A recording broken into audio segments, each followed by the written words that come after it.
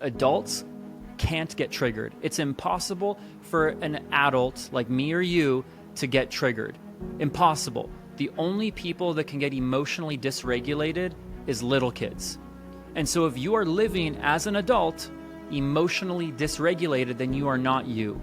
You are the kid version of you. There's a little kid within you that's in pain.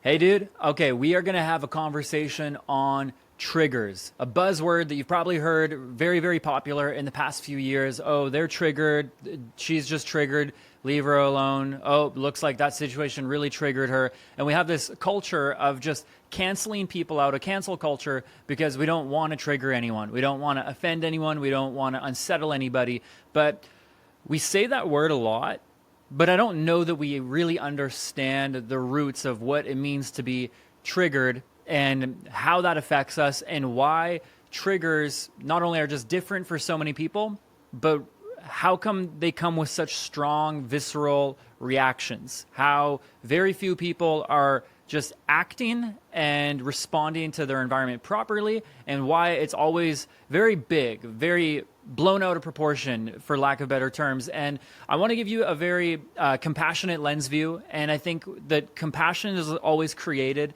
when there's understanding. So to understand what a trigger is, here's what I'd say. A trigger is an emotional flashback. A trigger is a flashback to when you were younger, about something that is mirrored in front of you, a situation, an experience, a conversation. It could be anything. And you are reminded of an event that you went through back when you were a child in your formative years and your upbringing that never got fully resolved.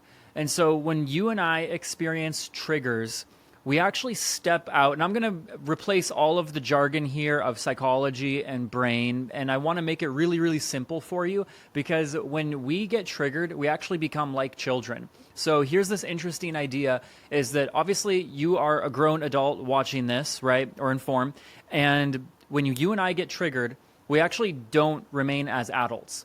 We actually go back to the same place of development that we had when we encountered that experience, that painful moment, that betrayal, that rejection, that abandonment, that trauma. That is what now is a trigger. And so for every single person, it's almost like you get hijacked.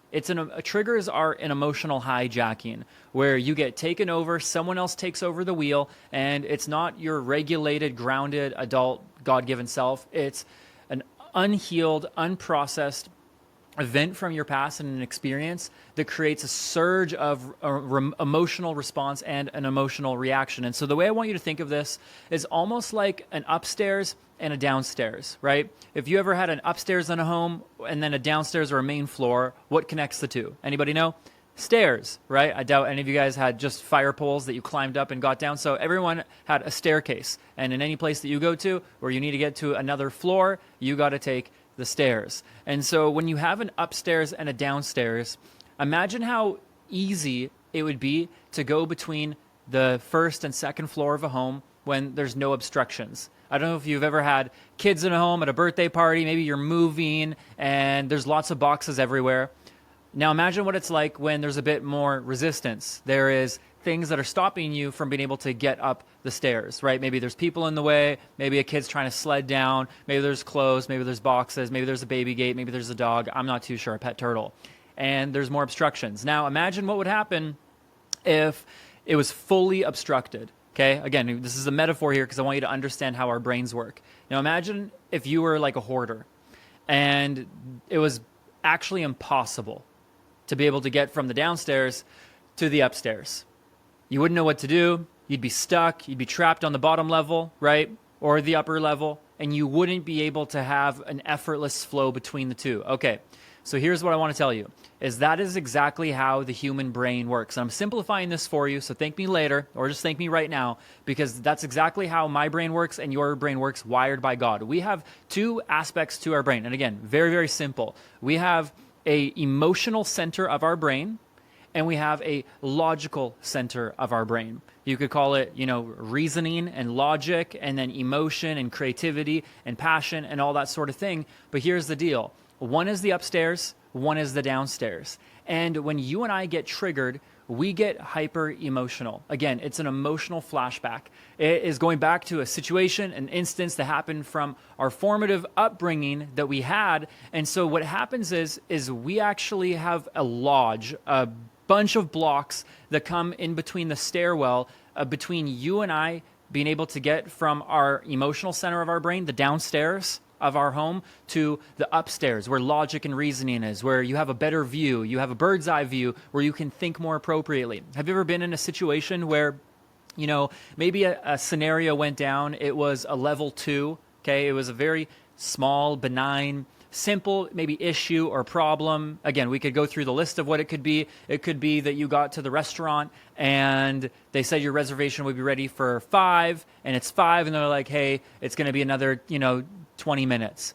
Okay, it's not the end of the world. You could sit, you could wait, go for a drive, go for a walk around, enjoy each other's company, or vice versa for a lot of other situations. You get somewhere, and then all of a sudden you wanted to get ice cream, and then the ice cream was sold out. Okay, it's just ice cream. You don't cry over spilt milk. Ice cream is just frozen milk in a lot of ways. But we develop a huge emotional reaction. Maybe you did, maybe the people around you did. You know what's happening right there? They are being triggered.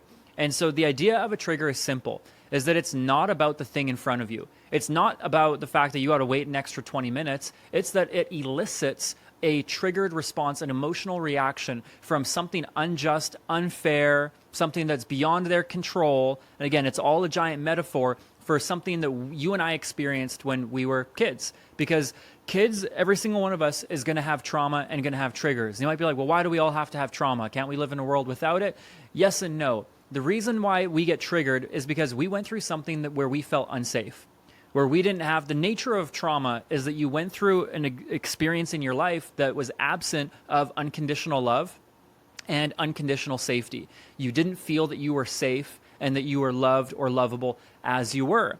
And so it became a really big deal for your nervous system. Now, there's a whole other conversation about our nervous system and God and how he made us. But again, to make this really compact with you, when you go to the restaurant and it's 5 o'clock and it's not ready, and let's just say one of your parents just gets fuming angry, they are getting hijacked right now. They are getting hijacked in the emotional center of the brain. And I'm using other people as an example so it can feel more palpable for you to be able to receive this for yourself and think about your own triggers and what sets you off. But when that happens and someone gets super angry, super frustrated, very overwhelmed about the littlest thing, is it's never, ever, ever about the thing that's in front of them. It's always an emotional reaction, a flashback to a younger part of them. So when that happens and you and I get triggered, we actually go back again to the same developmental age that we were when we were children. So although your mom might be like a 45 or 60-year-old woman at the restaurant when you're a kid or when you're a teenager or an adult going out for maybe dinner, she then becomes and reverts emotionally, cognitively, developmentally back down into like an 8-year-old girl. So when that unjust situation happened. Same for you and I. The littlest things overwhelm us, take us out, or something that just feels like other people can deal with this, but I take it really personal. Let's just say it's someone not texting you back, okay? For me, it doesn't bother me because I don't text people back all the time. And so I know my heart. I'm forgetful. I'm disorganized. Organization isn't my strong suit, doesn't communicate my value, but maybe this triggers the little kid within someone about being ignored, about being left out, about being rejected. And so someone who doesn't get a text message back, it's not that your girlfriend or the person or the boy that you think is cute or whoever that you like in that moment is like, oh, okay, they just don't like me. They're busy. We're not thinking that way. We're not able to be logical. We make it about us. And so we get very, very, very insecure, very triggered. That's the byproduct. There's a lot of things as a byproduct of being triggered. But when we are triggered, then there's a hijacking.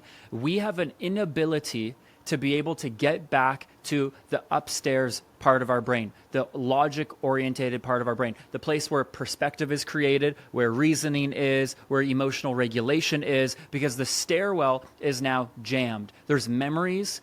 There's things that it's like, hey, you want to go up there? Remember? And then people are on the stairwell. It's all clogged. It's like a giant party of just stuff going on. And it's like, hey, Remember that situation that happened when you were younger? Remember when your friends left you out and they said that they'd call you and tell you to go play and they never did? That's happening and again right now. Don't you dare give them the benefit of the doubt. And so what triggers end up doing is they are protectors. They're protectors by you and I that are God-given. It's not bad. It doesn't mean you're wrong. It doesn't mean you're messed up. It doesn't mean you're broken. It means that you're human and that you're operating the way God designed. Why? Because triggers are meant to keep you and I safe from harm. When a little kid went through something where we felt taken advantage of, where we felt unsafe, where we felt hurt, where we felt invalidated, and we didn't feel like there was unconditional love, we developed a sense in our brain, a really genius part within our brain that said, I'm going to create these protectors so that I don't get hurt anymore. So if people aren't able to give me the love that I want, I'm going to make sure that I take it into my own hands. Maybe, for example, let's just use the restaurant, scenario as, what we're thinking about here. Let's just say you go to the restaurant and your dad gets really fuming mad at 5 p.m. when he says he's going to have to wait 20 more minutes. He makes a big scene, cussing people out, swearing up a storm. Again, I'm making this exaggerated for a purpose. And you're a little kid, and that's scary to you, and you don't understand why. As a little kid, it's like it's not a big deal at all, but your dad made it that way. So then you start to think from a little kid's perspective, oh, wow, okay, punctuality is important. Yeah, being on time is important, because if I'm not on time and I'm not exactly where I need to be for dad, then I'm going to be punished. I'm going to get yelled at. I'm going to be cussed out. And a little kid's like, I don't want that to happen to me. So I'm going to do whatever I can to always be on time, to always be punctual, to never be late for things. I'm going to be on edge around dad because I don't know when he's going to blow off, and I always want to do something to make him happy. That's called a protector. That's called the story that we've been telling ourselves as a result. Again, as a little kid, this is where this begins. And so then you wonder why, as you go through your adult years, you have these blocks. You get very overwhelmed very fast. When projects are due and deadlines are made and you have to be somewhere and there's punctuality and there's an event happening, you get so stressed out, so anxious, so overwhelmed trying to go to it, you are triggered. You are going back to that 8-year-old boy or 8-year-old girl that's sitting in the foyer of the restaurant waiting to get in, and you are experiencing dad all over again. And that is what never gets healed when we are experiencing triggers. Triggers are unhealed parts within our younger selves. And so developmentally, although you might be like a 30-year-old man or a 40-year-old woman or a 22-year-old guy or girl, you're going back to being 8. So now you're trying to get to your party. Now you're trying to get a deadline and a project done, but you're not able to get it completed in time because you are emotionally hijacked. You're triggered. Now, again, this is a protector that serves us really, really well when we are in survival, when we are in scarcity, when we are in a time of life that requires, hey, you got to shut down all of this. And this is a really beautiful, again, we don't have time to dive into all of it, but this is a really beautiful part of our brain that God created, so that if you think about it, it's like, let's just say you're going to war, or let's just say you have a lion chasing you, right? You are going to be in a fight or flight place within your body, within your mind. You're going to be viscerally in your body, in your physiology. All of you is going to be reacting, be like, hey, do whatever it takes to get away from this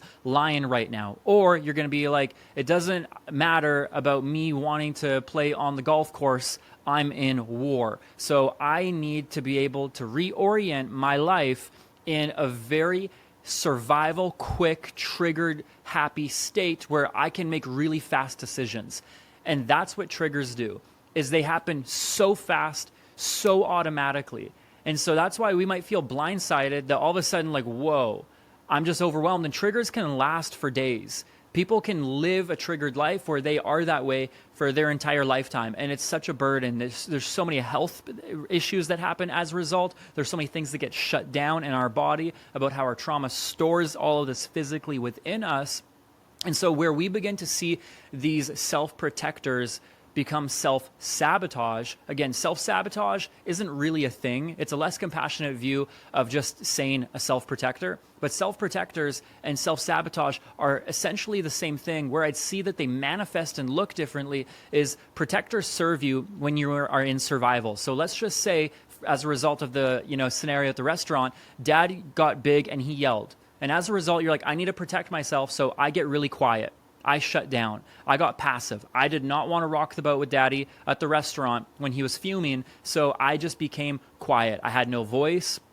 I didn't have an opinion. I didn't say or share anything. I was just waiting for him to subside. Because again, no one wants dad to be angry. And so to a little kid, that's really, really smart.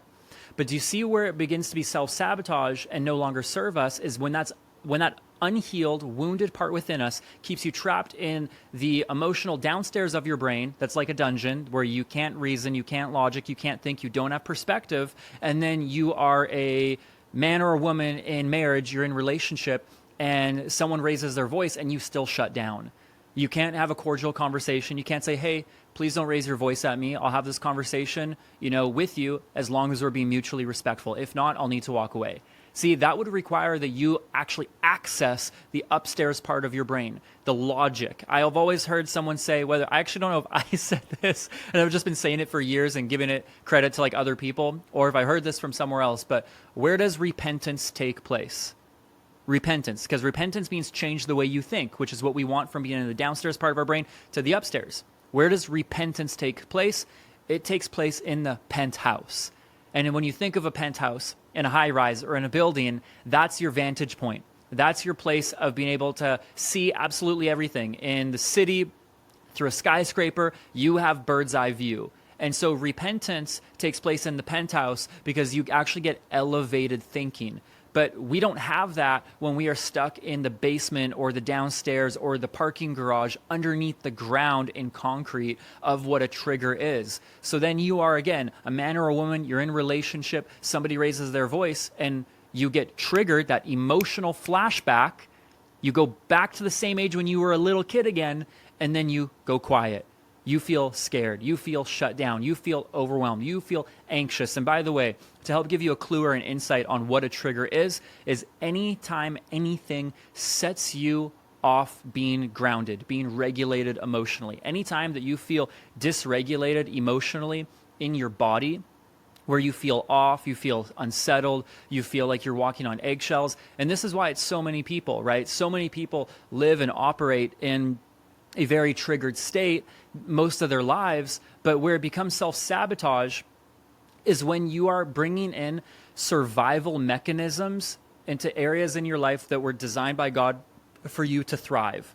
So someone raises their voice, they didn't mean anything by it, or at least they didn't mean to, and you can't have the conversation of truly building connection because you are triggered, you're emotionally hijacked. And so now in a time where you are meant to thrive, in a time where you are meant to excel, and by the way, this is a caveat into why every single person does not reach their dreams. But this is why 95, 99% of people don't actually go towards their God-given life because in their world, it was triggered. It was traumatic. It was scary. Maybe they saw a business fail from a parent. Maybe someone didn't believe in them and they have no self-esteem. And so the thought of believing themselves is they're just reminded of all the messaging and the programming that they got when they were a little kid. So then they remain triggered. And again, that does not allow you to access the creative parts within your brain, creative parts within your mind to be elevated and think differently and expand and grow. That's reserved for an adult. And so another way of me saying this with you is adults can't get triggered. It's impossible for an adult like me or you to get triggered. Impossible. The only people that can get emotionally dysregulated is little kids. And so if you are living as an adult emotionally dysregulated, then you are not you. You are the kid version of you. There's a little kid within you that's in pain. And that's why it's very difficult and impossible for people to be like, oh, time will heal many wounds. I'm like, no, it doesn't. If anything, it will compound with interest and make it even harder. People say, oh, just let bygones be bygones. Let the past be the past. And I'm like, well, the past can't be the past because it's at the forefront of your mind and it's dominating your future and your present. If you are thinking and feeling and operating with emotions and triggers that are from your past years, then you're not able to actually live in the present. You can't say, oh, just let the past go behind you. I'm like, okay, great, but we're dragging it around with us everywhere we go, and we see it influencing and impacting absolutely everything. So hopefully this can help you begin to see the story of triggers that kids get dysregulated, but a true adult doesn't. And that's how you know how much work you might have to put into this journey is by recognizing how much of you is spent in dysregulation. Anytime that you run to like food, in your phone or porn or video games and social media and reels and YouTube and apps and movies, and you just want to numb, you just want to check out, you are looking for relief because you don't know how to find restoration. You are looking for